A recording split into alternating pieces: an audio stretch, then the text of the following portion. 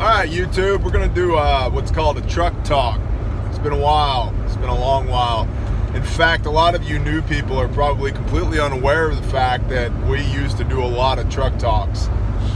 There is a playlist here on the channel called Truck Talks. A lot of hypothetical, philosophical discussion.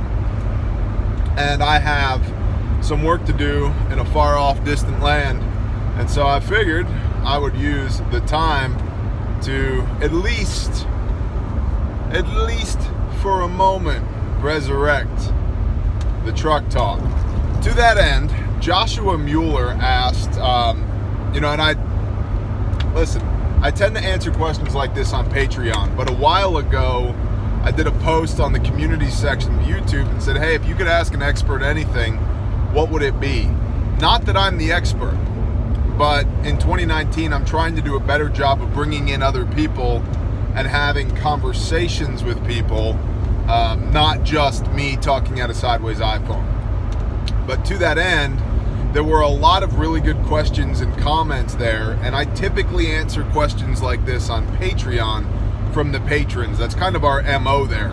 But I wanted to address this question here and a few others like this that we're going to do in this format over the course of this drive for posterity, right? For the whole class. So Joshua Mueller asked how to keep a family fed on crops from a garden over the years after SHTF, paraphrasing. Basically like, listen man, the balloon's gone up, we're going to eat through all of our food storage. What do we do?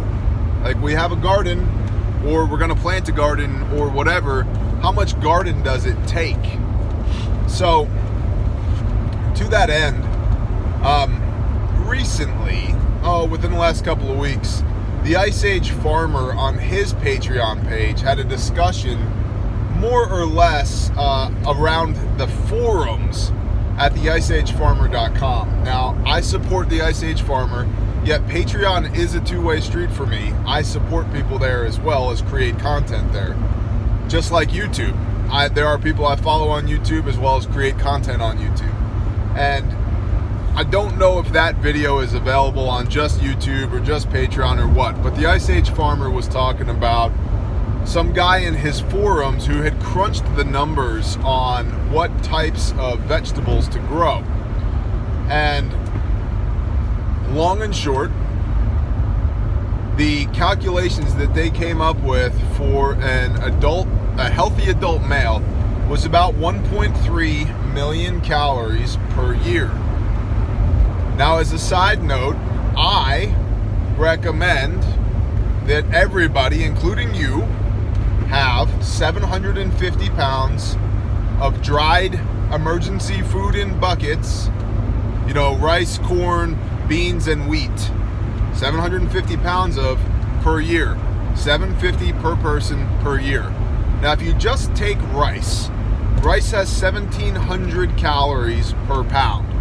So if all you had was rice, and I'm not saying all you should have is rice, but I'm saying if all you had was rice, 750 pounds is 1.275 million calories.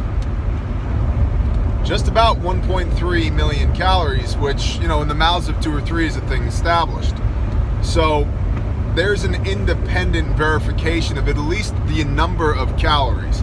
Now, all calories are not created equal. You don't want to eat 750 pounds of sugar to stay alive. Okay? And I'm not saying you should just have rice, but working off the numbers of just rice, 1,700 calories per pound times 750 pounds, 1,275,000 calories, 1.275 million.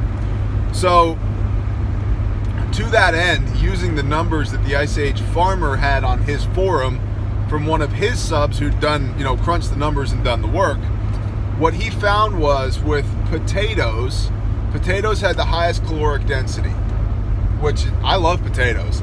Everybody in my house is kind of lukewarm on them. So I've told them, hey, you better learn to love potatoes, okay? Because I like planting potatoes. I like harvesting potatoes. It's very satisfactory.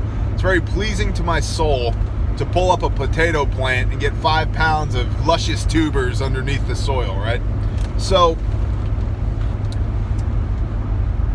learn to love potatoes, because potatoes had the highest caloric density. Working off of a 200 square foot area, potatoes had 80,000 calories in 200 square feet. Now, this is assuming these yields are based upon perfection, which everybody knows in a garden, you're not going to get perfection. You will have certain crop failure, you'll have pests, you'll have some plants that get more sun than others. There is a stratification of results across the gardening experience, which is why if you're not currently gardening, you should be. You should be learning right now. Even if, it's in my 3-year plan to move. Good. It should be. You can still garden because you still need to learn. It's like, yeah, but I'm not going to need to shoot my rifle until the world ends. Well, you still need to practice with it, right? Gardening's the same thing. You should be practicing gardening now. Get your chops up, man. Do the reps so you get stronger and better at it when it's time to go for real. Because I really think, and it's just been my life experience, but I really think that if your plan is to bust open your survival seed vault, which we got to talk about that too. If your plan is to bust out your survival seed vault and plant a garden and live off of it when the world ends, you're going to be in for a very rough awakening, I think. And also, there's some very good study on this. In fact, Bug Out Bubba, I believe, was talking about this, which is potentially one of the best names on YouTube. Bug Out Bubba. If you're not subscribed to him, you should go subscribe to him. He does some excellent thought pieces. But he was talking about the fact that the caloric intake from these vegetables that are sent in these seed vaults, it's actually a net caloric loss for most of the produce that's in these survival seed vaults, meaning that it takes more calories to sow and reap these seeds than they produce as they grow. So it's actually detrimental to you in the long run to plant these things. Now, I could be wrong that he was the one who said that, although I believe he was the one who was talking about that. But I've heard that elsewhere, and I've done a little bit of research myself, and he's correct. So the idea that your survival seed vault is going to save you when the balloon goes up is not a wise route to proceed down, especially if you've never planted a garden before. So you should start gardening now. 80,000 calories per 200 square feet. So that would mean that you would need, the math that I did was 3,200 square feet per person of potatoes, right? Per person per year, I believe. 3,200 square feet of potatoes, assuming that we're producing year round. Now, let's just say that you get half, right? You get half what you thought you were going to get. Okay, well, that would be 6,400 square feet. Well, if there's 4 of you in your family, what does that work out to? 33,600 square feet? How many square feet in an acre? About 40,000-ish, right? So about an acre garden, assuming that all you're planting is potatoes. Now, the good news is other root crops are also very highly dense in calories. Like carrots were 60 or 65,000 calories per 200 square foot. Garlic, onions, rutabagas, beets, all of these things, these tuber type things, the things that grow below ground, not above ground, that are, imagine this, more dense, right? That doesn't mean you should avoid your leafy greens, because high in micronutrients, high in fiber, so forth and so on, which is one of the things that a lot of people don't talk about. If your meal plan is MREs for SHTF, you're never gonna S during the HTF again. It's not gonna happen, right? You're done. And when you do, Talk about noise discipline. You're going to be screaming and grunting so loud and so hard that everybody within 4 counties is going to know where you are. So a little bit of greens will go a long way. Maybe some, what's that stuff called? Mucilex, some fiber. Get some fiber. All right. So an acre garden that's producing, well, we'll say at 50%, because you're not going to be planting all year. Some places you can't. Some places you just can't. Texas, you can almost get 3 harvests in a year. Oklahoma, not possible. And Texas and Oklahoma aren't that far away. At least with conventional means, not possible, right? Then you get north of the Mason-Dixon line, you're going to get 1. That's what you're going to get. You can do your cold crops, your broccoli, your leafy greens, your cauliflower, all of those types of things early on in the season, and then move on to your, what I call your easy things, like your tomatoes, your cucumbers, squash, pumpkin, pumpkin later in the year. The things that you almost have to make them not grow, that are easier to do. But you have 1 growing season. Usually, man, by November, you're done. You're done. You've got about April-ish to November-ish to plant. So if we assume that at 50% yield over time over the year, as well as the ability for the plant to produce, we're looking at roughly an acre for 4 people. Now let's back into that number, because I've talked about this before on camera, but not recently. We, growing up, had a very robust garden at certain points in our life, about 2 acres. My dad had an acre of land that was just for salsa, Sam's salsa. It was phenomenal, okay? But we had a lot of land under plow, under till at certain points of our life, and we made a lot of food. A lot of food. 2 acres. We had a big family, okay? There were my mom, my dad, 5 kids, and then 2 or 3 other kids that were living under our roof, half adopted, depending on their life circumstances at any time. So there's anywhere between 7 and 10 people on property at any one point. So between 7 and 10 is kind of like 8, which is twice 4, and it takes 1 acre to support 4 people, and we had 2 acres, and we had food. Now that being said, things like flour and sugar and yeast and butter and milk all came from the store. So you got to think about that as well. And are those going to be like number 10 cans that you get from some food warehouse of, dehydrated butter and evaporated milk? You can do that for sure. Maybe a dairy cow, man. We're actually looking into it for the homestead in Oklahoma.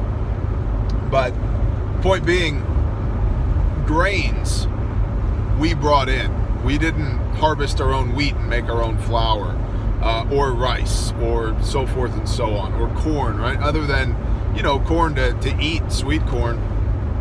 But we didn't have row after row of corn as a row crop. We also had livestock. We had lots of chickens, cows, a pig, shot deer, ate duck, went fishing, wild turkeys, man. I've shot a lot of wild turkeys in my day. So we had protein sources as well on top of this 2 acres of garden, which now in Oklahoma, we have protein sources as well for, we have chickens. My wife has 32 chicks right now, all, 8 days old and younger, and she's hatching 10 more ducks.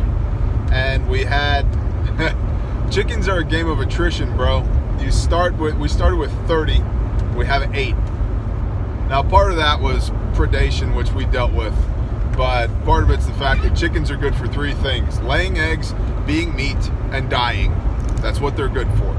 So we have chickens. We also have a chicken reproduction plan, and we have sheep, and we have a sheep breeding program, and we're looking into beef cattle, and we have meat goats, and so forth and so on. So our protein production is not dependent upon the garden.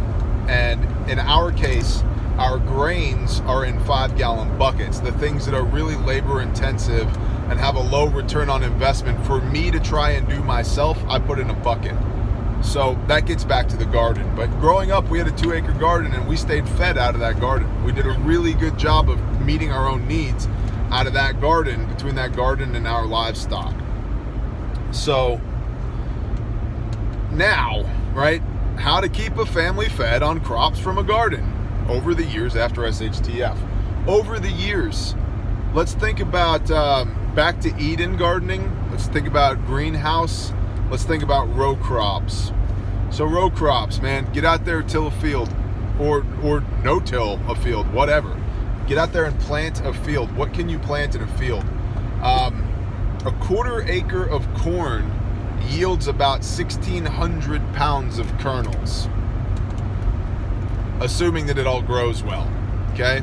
A 1/4 acre of corn makes a lot of corn. So do you have a 1/4 acre that you can put down for corn? And if you do have that, can you use that to feed your chickens that you also have that are dropping you an egg a day, plus or minus, right? So forth and so on. Sorghum, same thing. Wheat. Hell, potatoes. You can row crop potatoes. You can make that happen. So if you have a field that you can use for row cropping, do it. Now, every 7th year, the Shemitah, let it rest. Let that land rest, right? That's actually very sound agricultural practice, to give the land a Sabbath. Back to Eden. Once you get that thing established, year over year, your production actually gets better and better. So if you go through the trouble now to establish a back to Eden garden plot, which we are in the process of doing, about a 1,500 square foot plot, which based upon these numbers is nothing, right? It's about 1/8 of the size that it should be, but it's a place to start. So we are in the process of establishing that now, so that year over year we increase our productivity on that piece of land. Do that. Or is it the Ruth Stout method, because you can get carbon but it's just not wood chips or whatever? Investigate those. Ruth Stout method, modified Ruth Stout, back to Eden, modified back to Eden, permaculture. There's a really good Facebook group, which is kind of like Army Intelligence, an oxymoron. There's a really good Facebook group called Regenerative Agriculture. Those people are brainiacs when it comes to using your land, coming into union with the land to increase productivity. Food forests, planting food forests, like orchards. But food forest is like an orchard that's planted in tiers. So you're eating at the canopy level, intercanopy level, and down here on the ground as well. And a well done food forest actually creates fodder for animals to walk through and eat as well. And it's a whole thing. Research food forests. And then, greenhousing. There's a lot of people who are under the opinion that, like, the world is literally going sideways. Polar shift, grand solar minimum, mini ice age, that things are going to get colder and we're going to have less sunlight. It talks about that in the book of Revelation. So if you feel convicted that that's going to happen, or if you research that and come away from that research with the opinion that, hey, that could happen, a greenhouse is a great way to go. One of our goals on property this year is to get a greenhouse established on property so that we have it, not only for seed starting, but also just for food production if needed. And there's a lot of really awesome greenhouse techniques. There's aquaculture, aquaponics, which are not the same thing as I understand it. But and there's that thing, I can't remember what it's called. It's like what all the guys who smoke all the weed, hydroponics, yeah. There you go. Aquaponics versus hydroponics are two different things, and you can incorporate tanks filled with tilapia in there to, the fish eat the micronutrients from the roots of the plants in the greenhouse, and in turn they poop in the water. That water fertilizes the plants, which the roots then soak up all the fertilizer, clean the water, it goes back to the fish, and then you get this symbiotic relationship between a tank full of fish and a bunch of crops up on a shelf. So inside a greenhouse, and you can use the water tank inside there as a thermal battery that helps maintain temperature even as it gets colder outside. So there's a lot of really good technique on greenhousing as well that's worth investigating. It's something that we will be spending time on in 2019 on property as well, just because we want to have it, and I really want to be as far away from the system as possible, that when things go sideways, not if, but when things go sideways, we are as independent from the system, thus the name Bear Independent, as independent from this system that will fail as possible, so that I don't have to worry too hard about where food is coming from. But the thing I really want to urge you on here, that I really want to make this point, is that it all takes time. None of this happens overnight, and you need to start doing it now. Even if you're going to move, you need to start doing it now so that you learn. You learn by doing. That's a Dale Carnegie thing. That concept has been around. I mean, that's a Hebrew thing. But even in the world of self-help and business, learning by doing has been around for 80 years, memorialized in the original How to Win Friends and Influence People. Okay, so it's not me spouting off at the mouth. Like, it's a proven way of doing things. You learn by doing. So you're doing yourself a disservice by not doing these things now. You know, you can go get a 5-gallon bucket, put some potting soil in it, and plant a tomato plant and just learn. Just learn. You're probably going to kill it. You're probably going to kill it. Figure out why you killed it and then do it again, and keep doing it until you don't kill it. Then do 2, then do 4, then do 8, until you're like my buddy Squid and you're the garlic baron, right? The king of North Texas garlic, because he's been training his hard-necked garlic year over year to adapt a culture. There's another phrase for you. I got that from a patron. Adapt a culture. He's been training his garlic to work in his environment year over year over year. That would be really good for you and for me if you are of the impression that the climate is changing. Not climate change, but the climate is changing. So, Joshua Mueller, thank you very much, brother. Thank you for the opportunity to answer this question for you. Thank you guys for being here. I hope that this answer finds y'all well, and that there's some useful information in here for you, and that it gets you to think, and then that thinking spurs you to action, because we are called to be men of action. Human beings, we are the superheroes that we used to watch on Saturday mornings, guys. We are. That we are built for that. We are made for that. That's what we are to do. We are to go forth and do. We are the superheroes that we worshiped as kids, that some of us still worship today. But it doesn't happen overnight. You gotta go do. You gotta go swing your axe. And the more you swing it, the easier it gets. The bigger the axe you can swing, the more times you can swing it, and you increase your capacity as a human being, your effectiveness, your value by doing. So I can't encourage you more strongly to go swing your axe. Go do. Shalom.